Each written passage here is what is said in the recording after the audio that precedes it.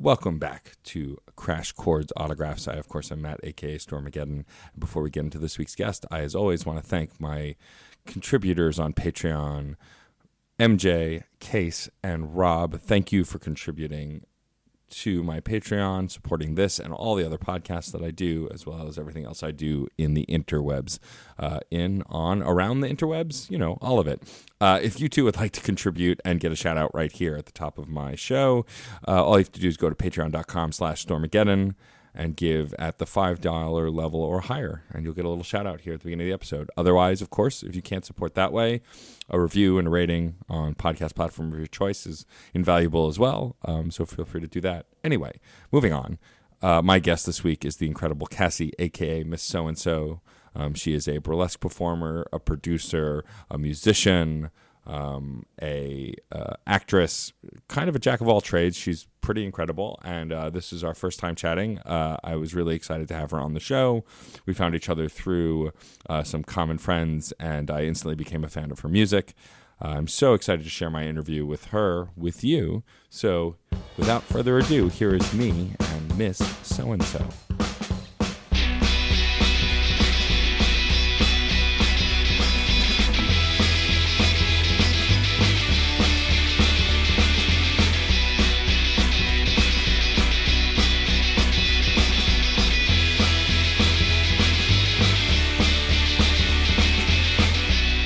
And so it's just a casual chat. Like the episodes I shared, we'll just talk. I'll intro you, but I don't.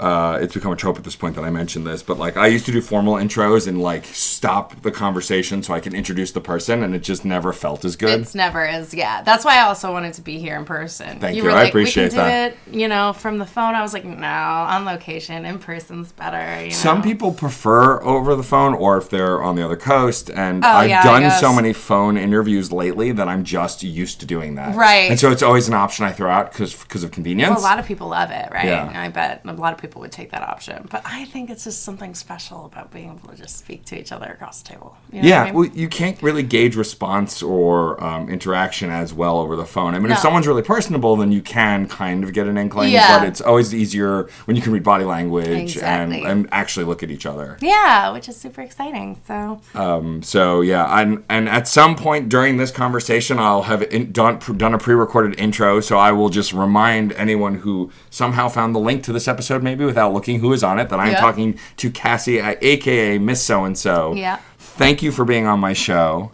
I've loved your EP, A Night of Obsession.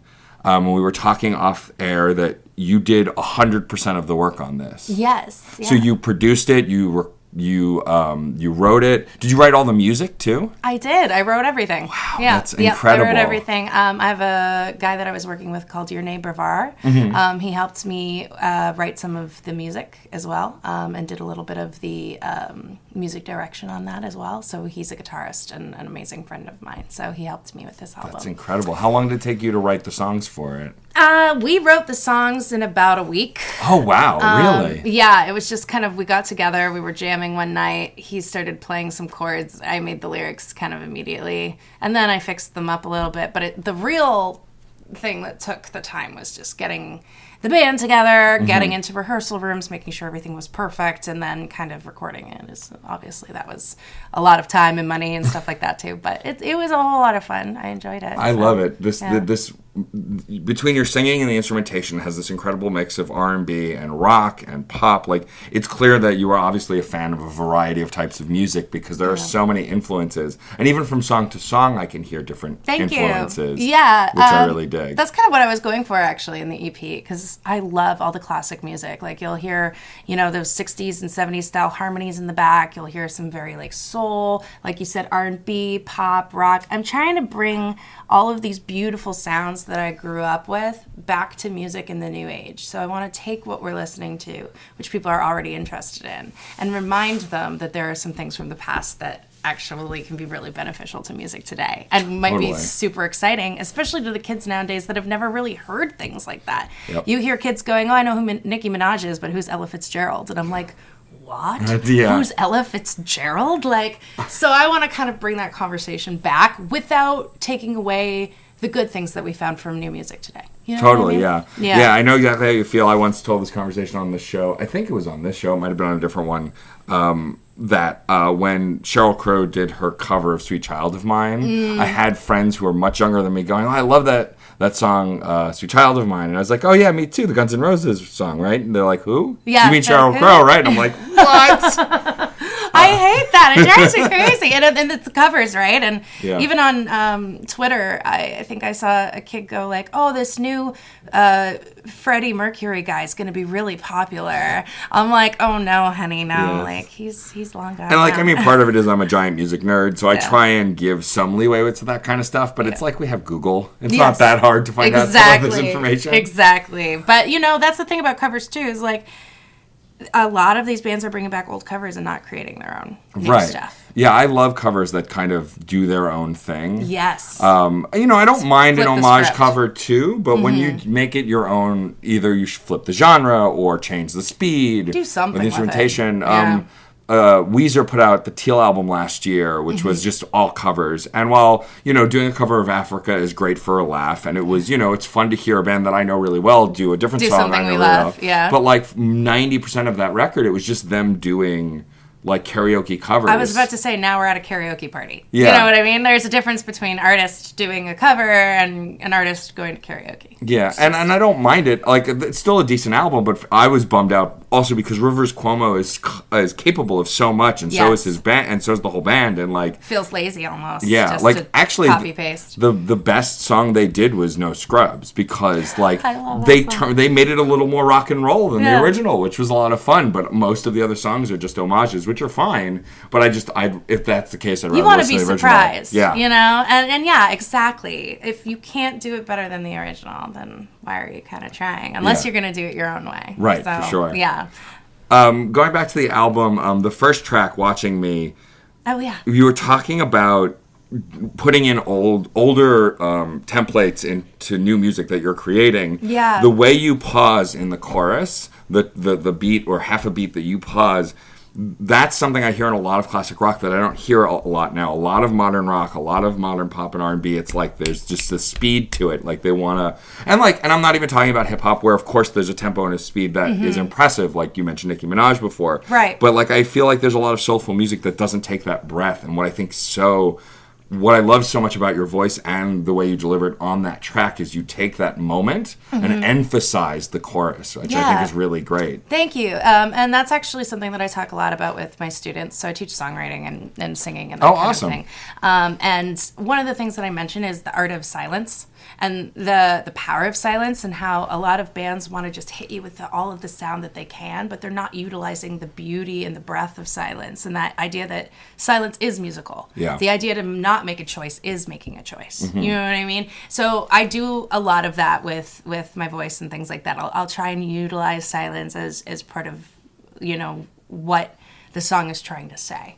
And Watching Me actually came a lot from, I used to work at the Blue Note Jazz Club. Oh, cool. Yeah, so I was I just worked with the musicians there, serving them and kind of taking care of them while the shows were going on. And I say something like, let's go out back for a jazz cigarette. And I learned that from one of the blues, old blues musicians from way back. He was like, oh yeah, a jazz cigarette is like a weed cigarette. And I was like, I didn't know this. I'd never heard of that. Scandalous. Yeah, so who knew? But there's all this old lingo that we also have lost, that's coming back. But yeah, going back to what you were talking about, beat and silence, utilizing the voice as an instrument and knowing that it is an instrument and treating it as such, and knowing also that the singer is not the most important thing. No. Knowing that you have to hear the rest of it. It's not just my voice over top of a track that repeats itself over and over again. I love the idea that all of my musicians get really interesting, exciting things to play. And I think that that's what makes it fun to play with us rather than just playing, your regular track music where you're stuck into, your regular kind of stuff. So it's been a lot of fun, actually. Yeah, and building on that, because some of my favorite hip-hop artists, I like hip-hop artists who are fast, who are good wordsmiths, good, just can go fast, slow, however they do it. But when there's really good music behind them, there are a ton of artists that I listen to that have great lyrics and great sense of speed and rhythm and cadence, but like the music is just a repetitive beat, Yeah. and that's fine. Clearly, the focus is the voice there, Right. But I like when there's more intricacy behind it, Right. and when they're building something behind it and have an interesting loop, maybe some electronic music, whatever it is. Yeah. You know, and some of my favorite songs also are like that too. Like, and it's not about length either. One of my favorite songs of all time, I don't know if you're familiar with the band Blur, there's a song called Song 2, which has like barely any lyrics, but it's got heavy guitars, it's got a pacing that I really like, and it's like 2 minutes and 30 seconds long. Yeah. But it's the impact of the track that matters more to me than necessarily the length of the track. And the old songs used to be very, very short. I mean, I remember back in the day when songs were like 1 minute and 30 seconds, and you were pretty comfortable with that, you know? And now that music has got almost more repetitive, we've also lengthened it, which is kind of wacky in a way. You would think that the more repetitive it is, the shorter we get, especially with attention spans getting shorter and shorter. But yeah, I love the idea of poetry in music and utilizing those words, but also having that canvas of color coming through the back, which is all of your instrumentation. So like you were saying, it's great to like be able to hear all of this great poetry, and sure, that's probably what the music is focusing on, but there's so many other colors that you can add in. I mean, there are 77 keys on a piano, you might as well play them all, right? Sure. Like, you can't just go back between one or two keys, you know? So it's that idea that like you've got amazing lyrics, you've got incredible visuals with, you know, how you've written it. Now, what's coming in underneath? What's the bass line? What's the guitar line? Because everyone who listens to music listens to it differently. Sure. Myself as a lyricist, I'm always listening to the lyrics first, then the melody, then other things. I talk to my bandmates. My drummer always listens to the drums first. My bassist listens to the bass first. And I've talked to people about music, and I'll be like, oh, I love this song because of this. And they'll be like, oh, but I love the bass line. And I'll be like, I haven't even heard that yet. Yeah. Like, so the idea that if you're leaving out complex music and you're leaving out all of these other choices, you're actually kind of disservicing the listener, because the listener wants all of these fun things. They want to be able to look for the little magical surprises in the song, I think. For sure, yeah. I've been saying that. I say the exact same thing, actually, that everyone listens to music differently, because it's really true. And what's really interesting to me is going back and listening to older songs that maybe I'm really familiar with, really focusing on it and catching a beat or a rhythm that I didn't notice before, and then you can't unhear it, right? Like, once you've noticed something in the song for better or for worse, then that's all you hear. I remember there was some pop song, I can't remember what it was. It might have been a Lady Gaga song.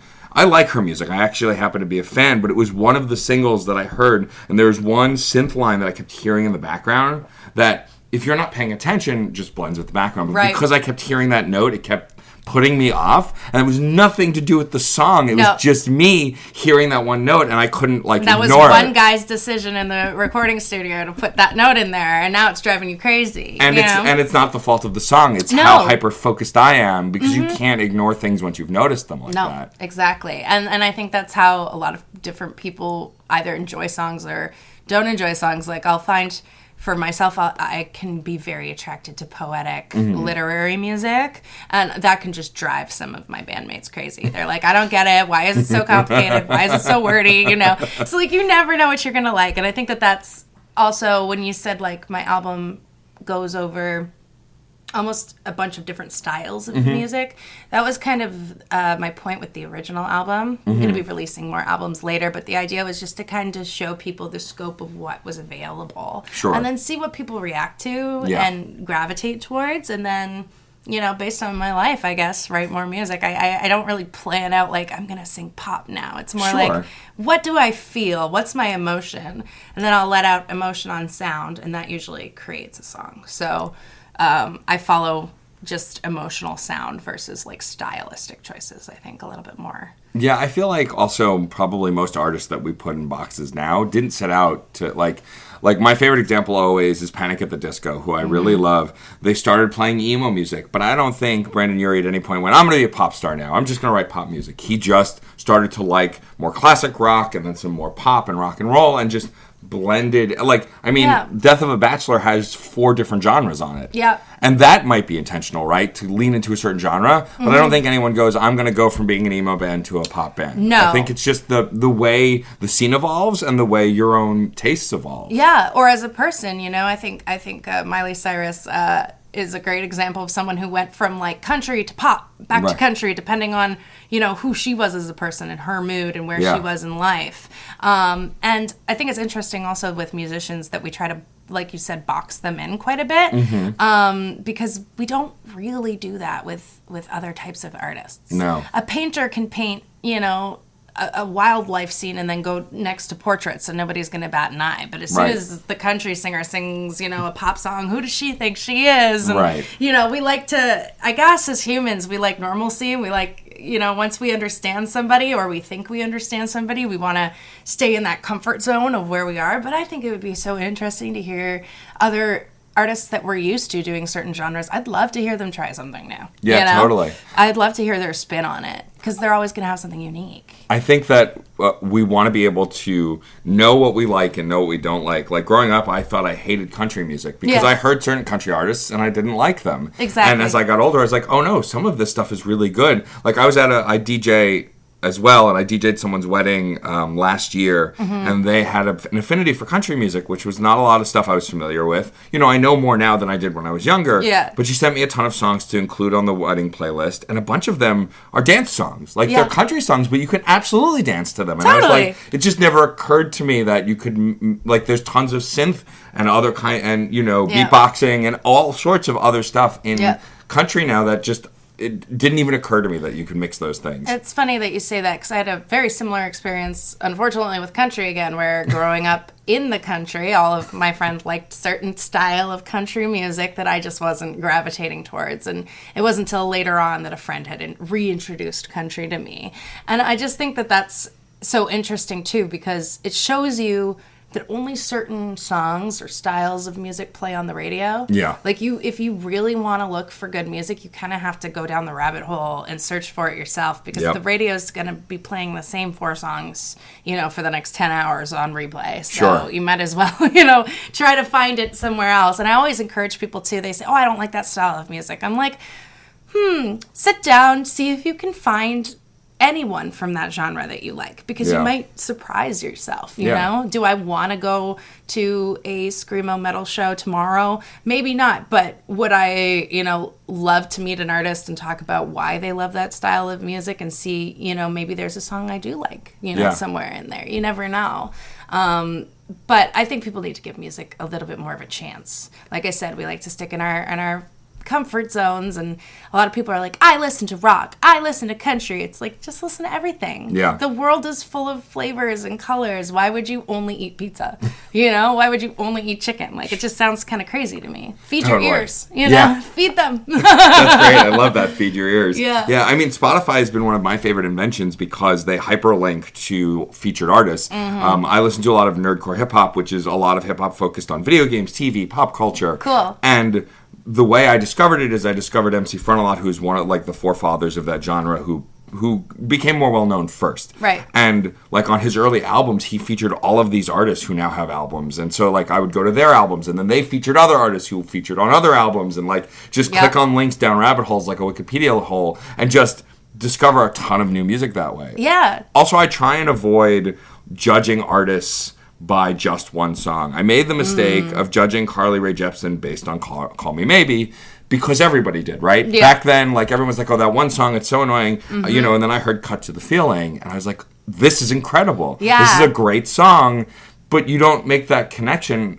because you want to just assume a one-hit wonder actually is one. But because of the access to the internet now, one-hit wonders like we had in the 90s and 2000s aren't quite the same now, because you can put out music so easily, especially with stuff like Bandcamp and CD Baby. Anyone, literally anybody can put out music. Yeah, anyone, from your home, from your living room, literally. And that's incredible to me, because then you get kinds of music that you would never expect. No. I mean, all the SoundCloud rap, these kind of independent rappers who've been around forever, but people didn't have access to hear them if you weren't in the local scene. Now they're getting play in different places because there's more access. I mean, someone like Lil Nas X, who I'd never heard of a year ago, and of course is now everywhere, talking about country and mixing other genres.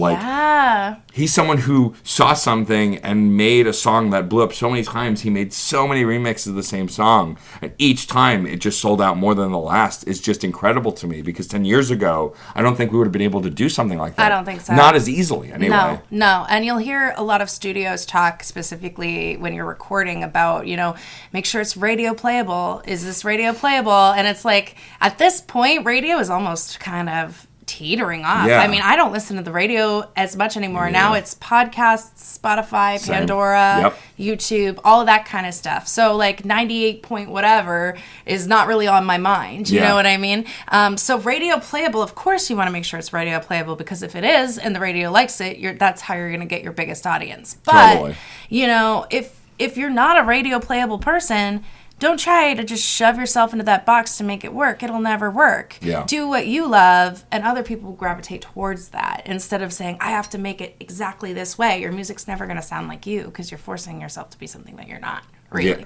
Yeah, for sure. But I do love, like you said, like the idea that Spotify is out now. I mean, artists can literally create the weirdest stuff from their bedrooms all by themselves. Yeah. And you'll never know what you might find on the, you know, plethora that is the internet. Yeah. And it's like discovering genres now that I didn't even know were a genre that existed, you know, because again, genres are kind of made up words, right? Someone deems it something, or maybe some ambitious artist will say that they're a certain genre, but like most of it is just it's nonsense. It's stuff we make up to categorize things. Like my favorite thing is in the video game industry, there are video game types that the name of one of the progenitor games is the type, like a Souls-like or a Metroidvania. They use the name of a game that came along early in the series to describe the series. That genre, because they came up with it. Right, and it also doesn't really describe anything, because if you've never played Metroid, then someone saying a Metroidvania, you go, well, I don't understand. I have no idea. Is that a first-person shooter? Right. Like, what are we talking about here? Yeah. And I find like a lot of music does that too, is like they just mash genre names together to try and convey the sound.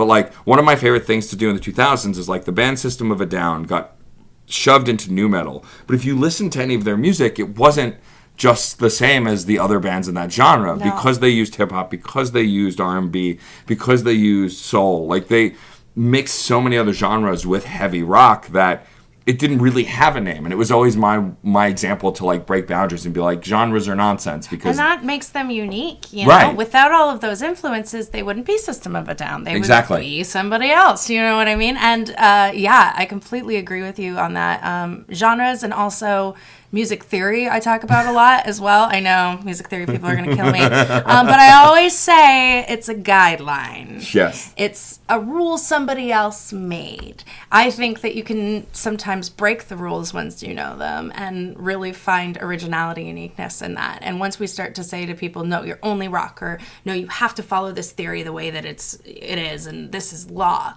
You start taking away originality. You start taking away personality. Yeah. You start taking away kind of everything that's important about music, because none of us write it because we don't love it. Right. You know? None of us feel, I'm going to be a songwriter. Like, nobody's waking up in the morning one day thinking, this is a good job for me. Like, you know what I mean? We're all doing it because we love it. And once you start taking out that personality, you start taking out the heart and the soul of the music, which is kind of sad, you know? Yeah. And that's why we do get all of these bands that sound exactly like. You turn on the radio and I can't tell what singer it is because they all sound the same. I don't want conformity in my music. I don't want cookie cutter in my music. If I want to listen to the same thing, I'll pop the same artist in, you know?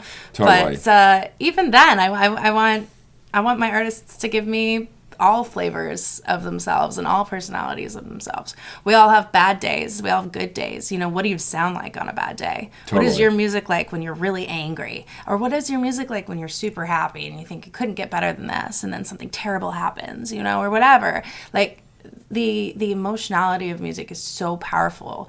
And it's almost being like sucked out of music in a way. And I miss those times that you could put on, you know, like just a song and feel exactly what the artist was trying to say, through the music and through the lyrics. Totally. But yeah, I always argue with people, you know, you start boxing yourself in, and then you're going to start losing your originality and losing your voice. And I think we're all here because we want to have a voice, you know, sure. And especially in the economy and the society that we live in today, I think it's really important that we start branching off and becoming, you know, unique in our own art. For sure, yeah. I wonder, we were talking about the kind of fade out of the radio and the not need for the conformity. A lot of artists, I feel like, still do singles mostly so they can put a music video on YouTube. So popular now to just release a single. And also because, like, if you have something like Bandcamp, why work on a whole album over a year when instead every 2 months you can release a song and then someone can buy each song and then put it together. And when your consumers are so hungry, too. Yeah. I mean, this is consumer culture where, like, we'll eat something up and then we need something new in the next hour. Yeah, it's part of binge culture, I think, too. Exactly. And it's funny you mentioned that because I've been hearing this a lot from artists, too. They're telling me now, oh, don't do another album. Just put out a single, put out a single, put out a single. Okay, I guess, but I remember the days when you used to go in and record the whole, 12 song, but they don't want that anymore. They just want, fast music, I think. And if you can create fast music with integrity, then that's great. Yeah. That's good for you. And it definitely speeds up your process with getting to know your fans and things like that too. And things like Patreon, where, they can subscribe for $1 a month and see all the backstage videos or see the new lyrics that are maybe being worked on and stuff, like where we can be really integrative with our artists today. We can be really hands-on as a consumer if we want to be. And that's kind of fun too, because a lot of the artists that are taking liberties are looking at what their audience wants and they're going, what do you guys like? What do you feel? Oh, you want to see me more vulnerable? You want to hear about, whatever. I think it's Demi Lovato had, she always talks about her kind of like eating disorders and drug problems and stuff like that. And she has so many fans that connect to her because of her weaknesses, not because of her strengths. Yeah. And that's something that artists need to remember too. It's okay to be human. It's okay to have problems because that's the way that our consumers are going to actually be able to reach us and touch us. And hopefully you're an artist because you want to reach out and touch them too in some kind of way, Yeah, I feel like artists who say they only make the music for themselves are lying. Like, you could be, the process could be for you, but ultimately if you're releasing it to the world, then it's for the world too. Yeah. Like, if it's just for you, then why would you release it? You would just record it and keep it. And that's also so selfish. I mean, if I just wrote a song that totally gets my emotions on paper, I want to share that with people. I want other people to experience this cathartic, whatever too. I think, when you first write a song, sure, it might be a little bit personal at the beginning. It probably is. I mean, most of us write about personal experience. I mean, I would assume all of us do. But I think ultimately once you, like you said, once you put it online, you have to share it with the world. If you don't, then you're being selfish and you shouldn't be putting it out. You know what I mean? I mean, props to them, but like, you want your audience to really be engaged with you, I would think. Yeah. I love hearing from people and fans and, like when you contacted me, I was like, oh, great. This is awesome. Like I love hearing when people like what I do. So I can't imagine being somebody to release something and being like, oh, it was just for me. Like, all right, you say that, go ahead and say that, but it wasn't just for you. Let's be honest. You wanted the attention too.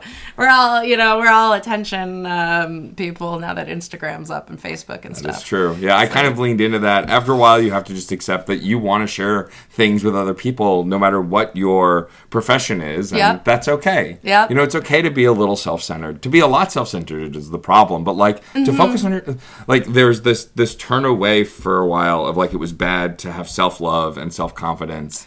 And now it's almost doing, I don't know if that's where you were going, but it's kind of doing like the other way. Where it's like, I only care about me and like 2020, like if you don't fit in my life, you're gone. Like, it's like, oh, wow, okay. Like it's great to, love yourself, but it's also great to give to others and give back. I think there's a balance, right? Yeah. I think to too much yourself, but like any food or anything, too much is bad, no matter what it is. And I feel like, and I have to do that myself sometimes. Like towards the end of last year, I had burnout just on all the things I was working on, and I had to get off Twitter, I had to get off Facebook because even if you don't even if you're not actively anxious, upset, or angry, you're still absorbing those emotions by reading whatever you're reading. Exactly. And you don't always even realize it until you're burned out and like can't sleep or whatever else it is. Well, they talk about depression culture and how everyone is depressed nowadays because we're always looking at the good parts of people's lives. Yeah. We do see the random Facebook person that uses it like a diary, and you're like, whoa, what's happening with your 7th boyfriend this time, But most people, I would say, post the 1% of good things that are happening to them. Yeah. And that's why I encourage artists, and I even, struggle with this, and I force myself to do this a little bit, where it's like, if something bad is going on, try and be honest with people. Yeah. You don't want to be an annoying presence, but at the same time, like I said about Demi Lovato, like, you never know what one of your fans is suffering. She was going through drug problems, and like, she said that to the world, and she gained so many fans' respect because of that. So you never know what's too personal, but definitely, yeah, I'm not about the culture of just me, just me, just me. I think it's us, you know? I'm more about the us, the village, the people, the tribe of people, or the pride of people, So I like to see us all working together. Rome wasn't built in a day, but it wasn't built by one person either. Correct. And I could have, as much as I wrote, the lyrics and the melodies to all these songs and stuff, I would have never been able to get it all together without Yernay getting rounding the people up for me and getting everybody in where they need to go. And, I would have never been able to get anywhere without all of the people that helped me here. And, totally. And even just the friends and like you said, the listeners who find you on Spotify and share you. Yeah. The and word it's of so mouth. easily shareable now. Like, I try and post on my Instagram stories whenever I'm listening to something I like, especially if it's an artist that maybe people don't know, because you never know who's going to click on your story and click through to Spotify and listen to that track. Yeah, and my favorite artists have always been found by like one random person saying, listen to this weird song. And then you're like, oh my God, I love this person. How did I not know about this? Yep. Yeah, and then the rest of the world kind of catches on. I know Wolfpack, I don't know if you've heard of them. Yeah, I have, yeah. But they released Thrill of the Arts a couple of years ago, and I remember finding it when they had first released it, and I was telling all my friends about it, and then I think like 7 or 8 months later it was everywhere. Like, that's all people were talking about, and I was like, wow, like, word of mouth goes fast. Yeah. And as soon as you release something that people like, one person hears about it, it's like a domino effect. For sure. Yeah, growing up, I listened to a lot of K-rock, and like, I swear that I heard Linkin Park first. Like, I swear I was the first person. I know, you're always like, I did it It was first. me. It was me.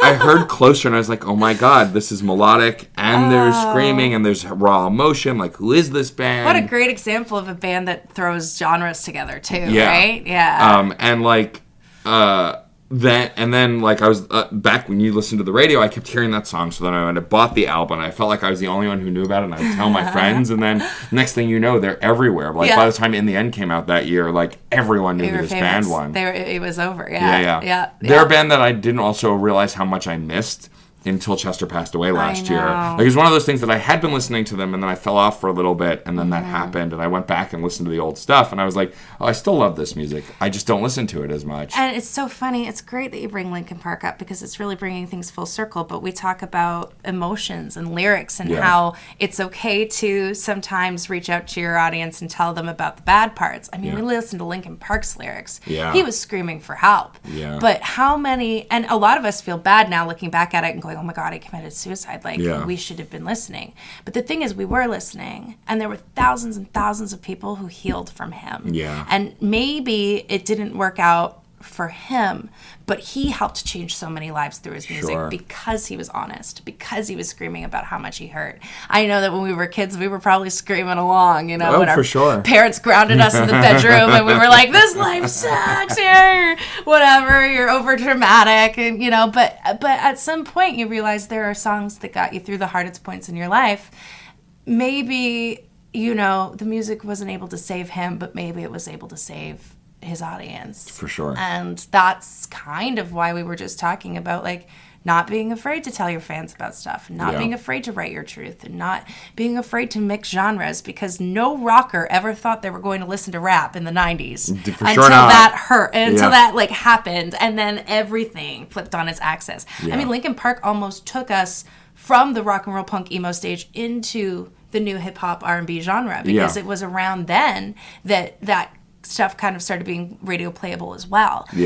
So it's so funny to watch how one band can really impact so many people. Sure, especially back then when we didn't have the access of the internet in the same way we have it now. Yeah. Like, I'm less surprised about genre fusions now because of that era, and like, people like to rag on Limp Bizkit, but you know what? They did stuff that no one was doing that nobody at that did. time. Yeah, and people loved it. And people absolutely loved it. You know? And I think it's really interesting all talking about doing covers, like their cover of Faith, George Michael's Faith, is just completely different from the original. That's the way to do it. Right. That's the way to do it. And it's really interesting to me how, with modern technology, the way we fuse genres has just changed so much because it feels more seamless, I feel like, than it was. Yeah. Especially since you can write and record with almost anything now. We're discovering so much more about music than we ever knew. And yet you listen to classical music and you're like, how do you recreate emotion like that? You know? How did they think of Vivaldi that? And all of this, Beethoven. You're like, whoa.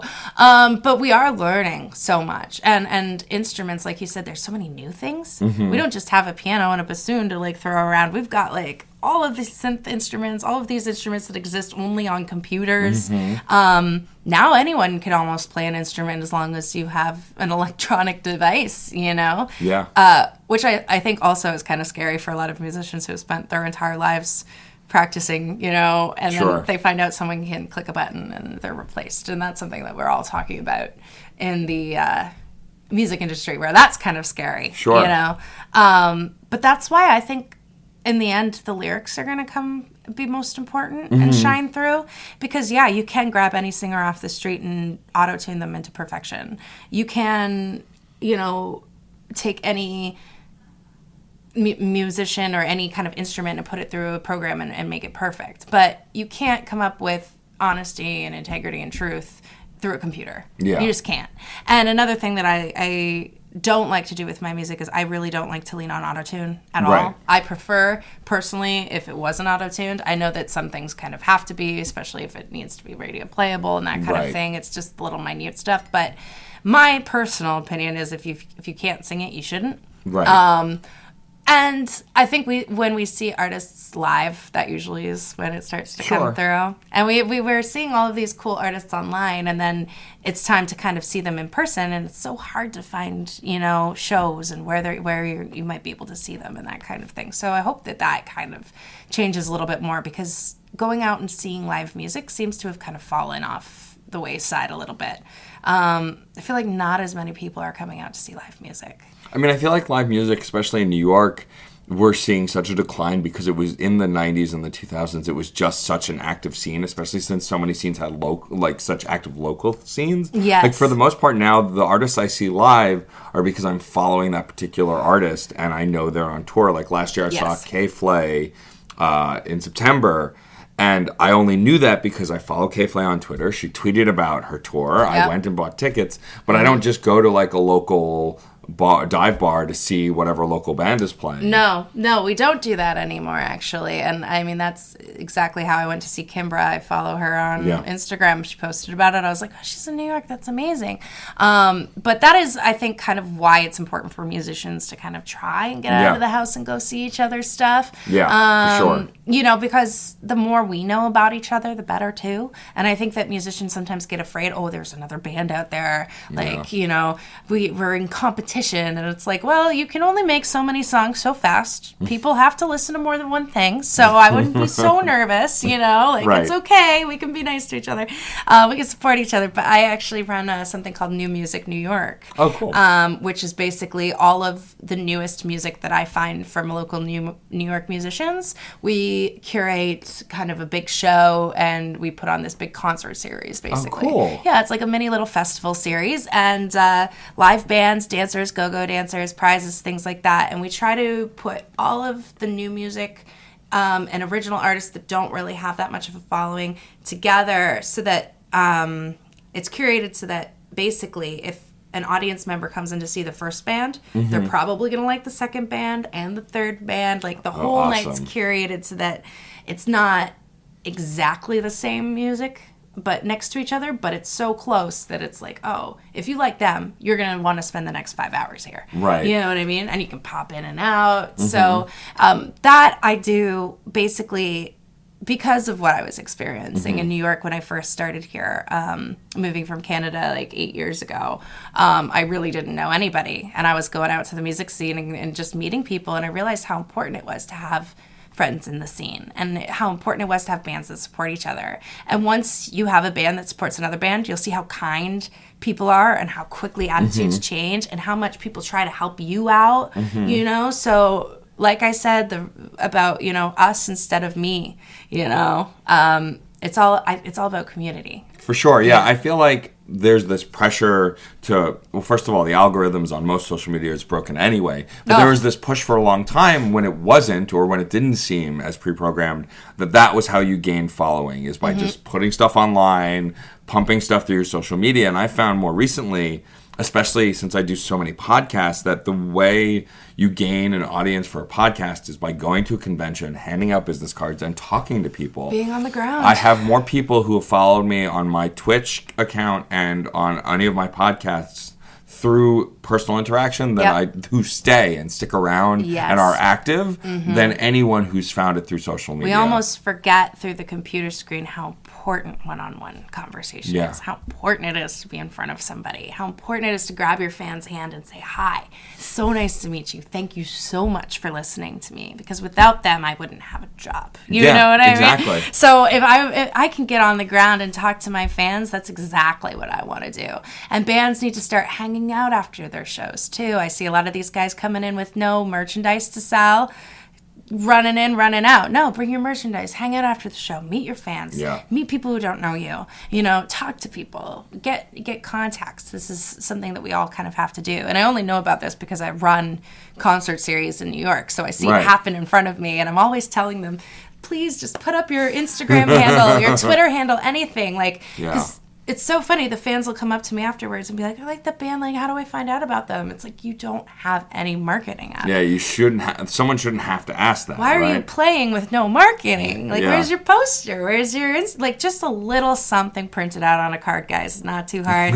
Throw your name on there. Throw your number on there. Throw your email and your website. Get people to come out and see you again, you know? Because I'm sure that they love you and they just want to know how to find you. Yeah. And I know that that's hard. It takes a lot of time. Of course, I think I feel for me, like, most of the bands that I discover these days are either through the Spotify wormhole or if I've gone to see another band live. Like, I saw K-Flay in September and discovered an artist named Your Smith, who I'd never heard of, but she was so phenomenal that I instantly, like, I made a note at the concert and then went home and downloaded all of her music and checked out all her stuff. And that kind of a recommendation at a live show is more, because if I vibe with the music live, then I know I'll like the album. Exactly. It's not always the other way around, like that the studio will match up with the live, but if I enjoy the live, whatever the quality of the studio album is, I'm going to like it because I'm going to attach it to the live experience. And you're probably still, thinking about that live experience in your head, and that actually kind of makes the music more exciting, I find. The bands that I have seen live first are usually the ones that I've ended up loving, you know, the most.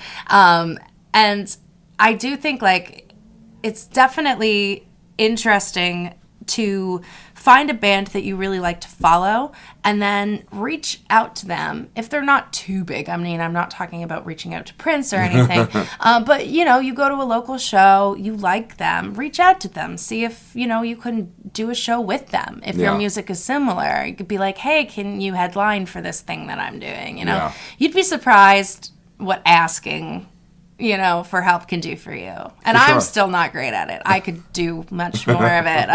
Have a little pride, you know, like to do things by myself. You know? Stubbornness will only get you so far. Stubborn-willed woman.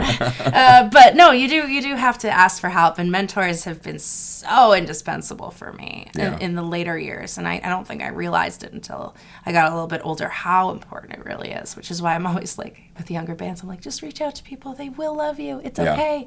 Don't be afraid. You know, they want to talk to you. They want to hear from you. Yeah. I mean, starting this podcast specifically, like, at first I wasn't sure how I would get guests on. And then I just started slowly reaching out to people, emailing, messaging, Twitter, whatever. And you're never, like, again, when I messaged you, I mostly just wanted to tell you how much I loved your music. Yeah. And the fact that it turned into an interview that now I have you here is great. And that couldn't have happened had I not reached out. Right. And the joy for me of even just hearing from you, and even if this hadn't happened, I was just so happy to hear that somebody found my music and liked it. I was like, how did you do this? I did it, you know? So it was so exciting. And I think that, like, fans forget that we love to hear it too. Yeah, you sure. know, we're You doing wanna know it that for you. I mean, like I said, at least we hope that you are. So Right. hearing someone say, "Wow, I really love this," or it really spoke to me," or "I connected with this song," or something, it's just always has such an exciting feeling to it. I never get bored of it personally. I'm like, "Yay! Thank you, so nice to know that you're not doing all this work and that it doesn't go unnoticed." Basically, but like you were saying, and like I was saying, yeah, it's just reaching out. If you had never, reached out to me, if I had never reached out to some other mentors that I've had, some of my best friendships have started out by just being like, "Oh, you're that really good guy in that band. Like, that's amazing. Cool. Okay, bye." And then they're like, "Wait, what? No, come have a drink." Like, if you approach someone just with honesty and respect and go, "Listen, love what you do, keep doing it," and walk away, watch how quickly they go, wait. Because most of the time they're annoyed that people are, either attacking them or not paying attention to them at all. It's great to go up with respect and then watch somebody go, "Oh, wow, I want to talk to this person more." Because when you think about it, they're just people like you. Yeah. And they like to be treated like people. It's very easy. And even for people that I've worked with for a long time now, I still get in my own head sometimes and go, "That's so-and-so. I can't believe it's them." Believe it. A healthy amount of that is fine. Yeah. But you have to remember that they're just folks like you. Like, I don't know if you've heard of the burlesque performer Tigger, but he is a legend in the boylesque scene. Love it. Like, he's a contemporary. Like, I can call him a contemporary because I've been around the scene enough, and that kind of is mind-blowing to me. And I think it's equal parts awesome that I'm still a little starstruck, but also that I'm not, and that I feel comfortable talking to him, and that we get along. And I think having that kind of magic, I want to call it, like, in your social circles, I think is really important. I totally agree. And actually, that's the reason that I called myself Miss So-and-so. Yeah. Because in New York, as you know, with burlesque or with any kind of performance sort of thing, you kind of have to have a stage name. So everyone was like, "What are you going to do?" And I was like, "I don't care. I could be Miss So-and-so. I just want to get my music out there." Sure. And then I kept saying that into my, like, out loud and in my head. And then I just started imagining how silly it would be to have, like, a woman walking down the street with a bunch of cameras going, like, Miss So-and-so over here. And I just thought it was hilarious. So I decided to go with it because it's kind of like a little bit of an FU to my feelings on fame. And my feelings on, like, I'm not more important than you. I really am not. I'm an ordinary person, I have bad days just like you. Like, I'm not special in any way other than I am good at writing music. But there are a lot of people out there who are good at surgery. And it's something that I could never do in a million years. So I don't take myself too seriously. I think that's important. Yeah, I do. I think because once you get that diva mentality, it's like, why would I even want to follow you as a fan if I feel you don't care. You don't care about me. I mean, I mentioned Rivers Cuomo earlier. He was someone who famously, like, was combative with his fans, and then in, like, the mid-2000s came around and, like, issued formal apologies and was like, "Look, I didn't know I was in a bad place or whatever. Like, I know how important you guys are." And, like, now he's just this lovable dork who loves interacting with the audience. He probably saw his reviews of Money going downhill after a little while, and he might be like, "Maybe I should get my fans back." I don't know. I mean, it only goes so far, that kind of bitchy attitude. It only gets you so far. And people love a good show. Like, people love, a persona, like Lady Gaga or whatever. But I think the real reason that we listen to music is to connect to something that we don't understand completely ourselves. Sure. And to connect to other people. And how can you connect to someone if they're not really being honest? You know? Well, and even someone like Lady Gaga, who has this showmanship, also was on SNL and took the piss out of herself. Has done acting as herself. Like, exactly. And, like, those kinds of things show that she's a person who, while she has this persona that's so over the top, she also, there's a real side to her that she doesn't mind sharing as well. I'm pretty sure she calls her fans her little freaks or her little monsters or something. Yeah. I, love that because it's still her being her. You know, it's just her own unique way of that. And we can't be Lady Gaga. No. And Miss So-and-so will never be Lady Gaga because I am not Lady Gaga. But what are you as an artist, or who are you, I should say, as an artist, and decide that for yourself, but also be as honest as possible with yourself, because you'll discover more through your music if you just let yourself. Yeah. We know nothing, let's just enjoy that not knowing and find our way through it and let music lead us there,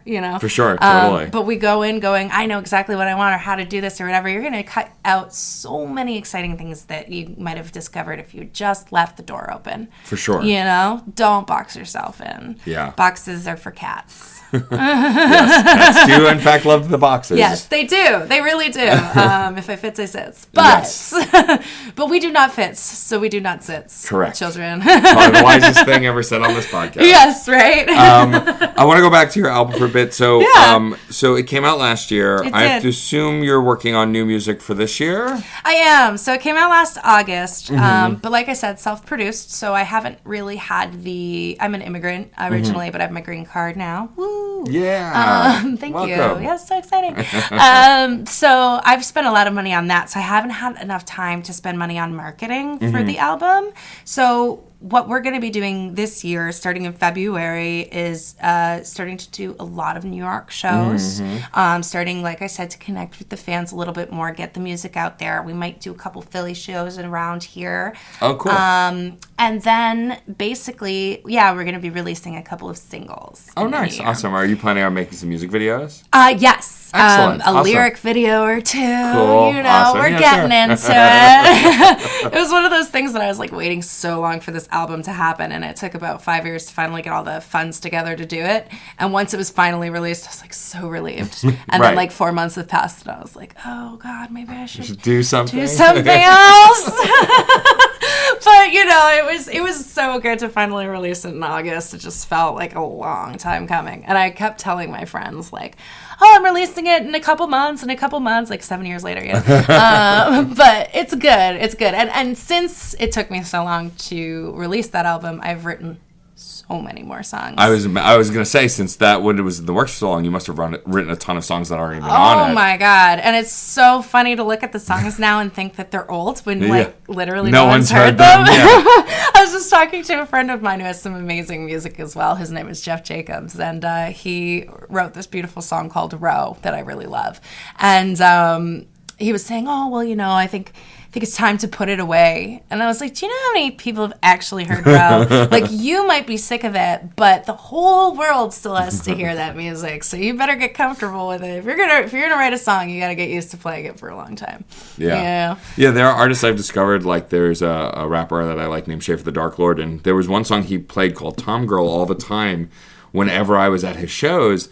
And after seeing him a few times, I was like, oh, well, which album is that song on? It's my favorite. And he went, oh, I haven't put that on an album yet. I've had that song a while, but it's for another album. And I was like, what? Yeah. It has since come out on a record, but like, it's funny to me interacting with artists and like having a favorite song going, great, I can't wait to go listen to it. Right? Like, about that. You can't yet. It's so funny, which is great though too, because you probably were like looking back every now and again, seeing when it was going to be released, totally. Which is kind of a little bit of a candy cane for the kids. Like, come here, I've got something for you.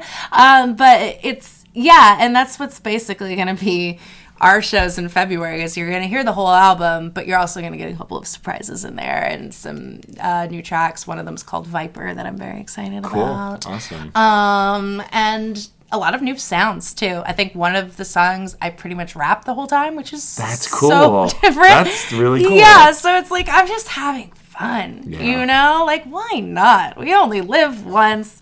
If you guys don't like it, then you don't like it. You can tell me and I'll try something new. But, like, honestly, I want to go out and have fun and see if you guys have fun with it, too. And if you do, then I did my job. Well, I'm excited to hear that I'll be able to see you live in February. I'm looking forward to that. That's awesome. It's going to be so fun. I can't wait to have you. And you have a lot of experience with live events. As I recall, you said you're also producer of a burlesque show. Yes. So I have a company called Bodied Sound. We're a non-for-profit theater company, and we do live vaudeville burlesque shows for Alan Cumming at Bedlam. Oh, cool. Mm-hmm. And those are, one of our shows going on is called Ringmaster's Wretched, and it is basically a giant burlesque circus with live music, trombones, trumpets, the whole gambit, and a pole dancer actually named Christopher Kyle, who is the American silver medalist for pole doubles. Wow. So he is our main pole dancer and also our main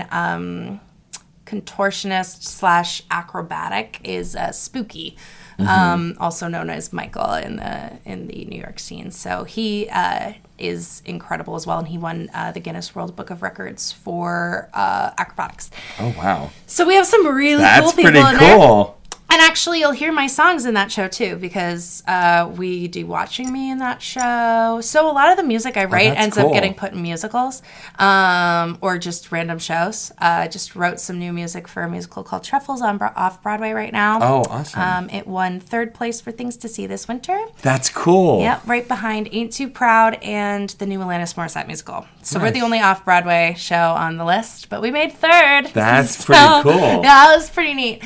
So there's a lot of new music being written. And whenever it's written, I just throw it out there and see what happens. You know, whatever sticks, pass the sticks to the wall. You know what I mean? And so it is going to be so much fun. And when you do come to see my shows in February, you'll probably get a lot of special treats because I never just do a show. I always throw in some special performers and dancers. Oh, cool. And that's awesome. Anything, yeah. So I noticed a lot, actually. I think it was about 3 or 4 years ago when I was touring these songs before we had recorded.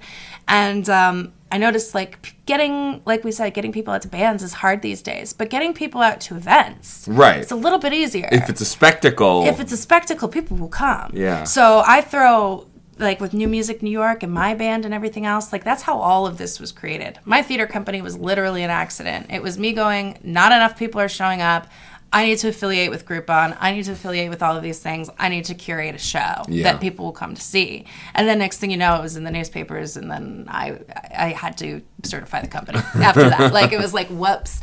But it's one of those things where, if you are a musician and you are planning to go out and make shows, what's going to bring people to your show? What's so exciting and special? Because there are so many bands out there right now playing in every New York bar at the moment. You and I could throw a stone and find a bar to go sit at and listen to some music right now. For sure, yeah. So the idea of how are you going to market it to your fans and why is it special? And I think we all have to start thinking about that because the industry's changing. Yeah, you know? And I don't think anyone really has the answer on how to market either. I don't think so. I think, like we said earlier, face-to-face is always going to be best. Yeah. But as far as online or, how you sell it, how you market it, all of that is constantly changing. Yeah.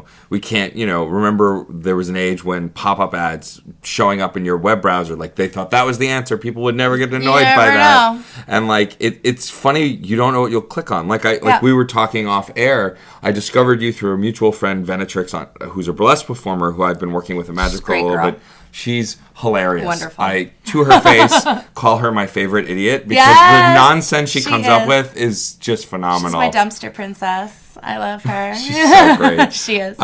We did a sci-fi holiday special show in December, and she did a duet with one of my co-producers, Betty Brash, a Han Betty. Solo, Princess Leia duet. Oh, I love it. Was she Han? She was Han. I And knew Venatrix was Han. I freaking knew it. And it was phenomenal and silly and goofy. But the humor is just, I love it. I like sexy burlesque, but I prefer really dumb, hilarious Nothing burlesque. is sexier than a comedic woman. Right? I mean, I agree. Walk out in a big, hamburger suit and strip for me, and I am so there. It's funny you mentioned hamburgers. If you've never seen Tiger Bay's, so there's a performer named Tiger Bay in the burlesque scene. She does a hamburger baby act where she just comes out in I think it's a muumuu, wearing a hamburger mask. Oh my God. And then just gives birth to little hamburgers. Well, that's so cute and weird and creepy. And then eats them, I think. And eats them, okay. I saw So someone good. very similar to that. We might even be thinking of the same person. Were they apples?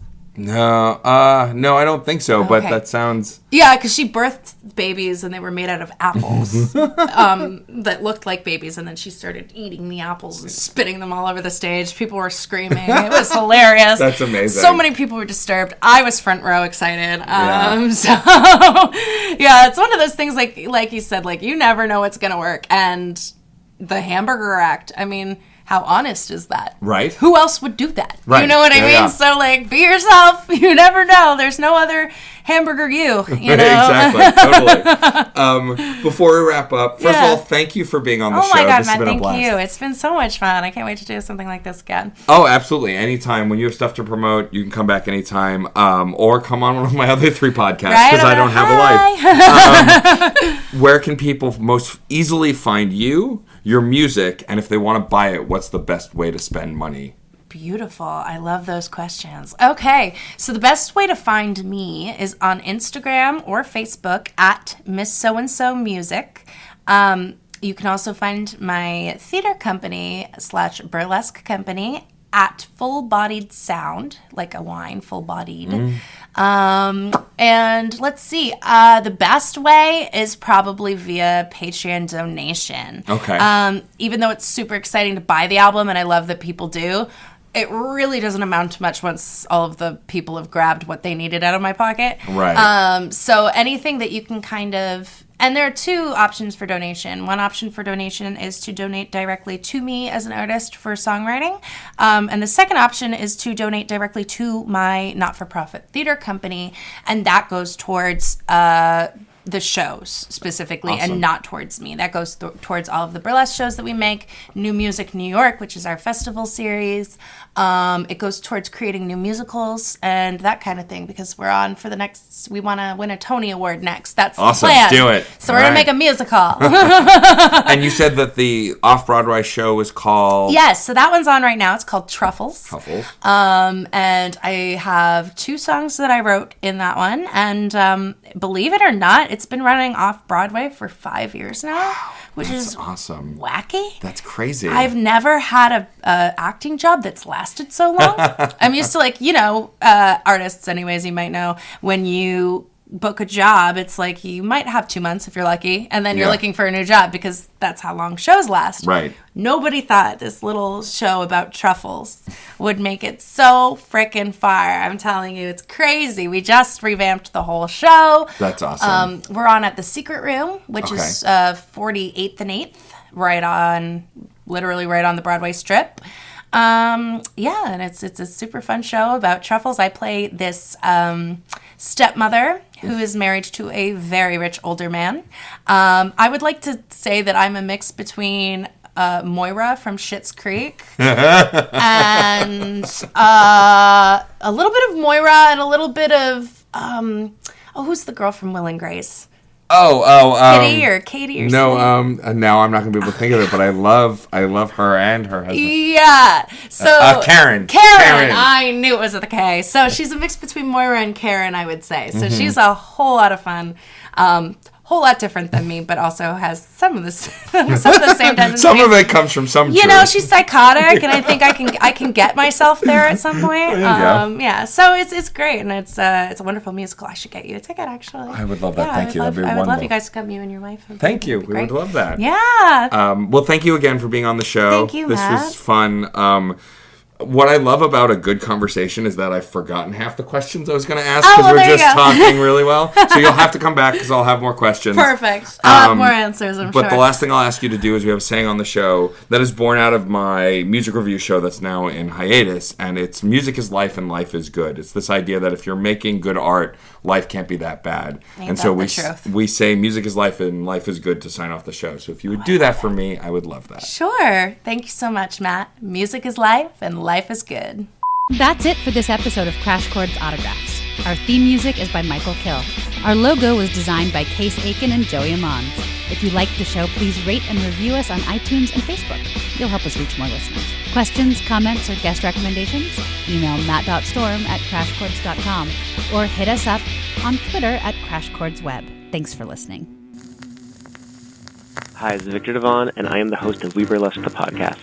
Every Monday, I talk to fabulous denizens of nightlife, including burlesque performers, both seasoned and new to the form, drag performers, performance artists, DJs, and artists who make up their respective scenes. You can find us on Spotify, Apple Podcasts, Stitcher, and more. Please visit WeBurlesque.com to check out episode recaps and see all the formats available. And remember that music is life. Life is good.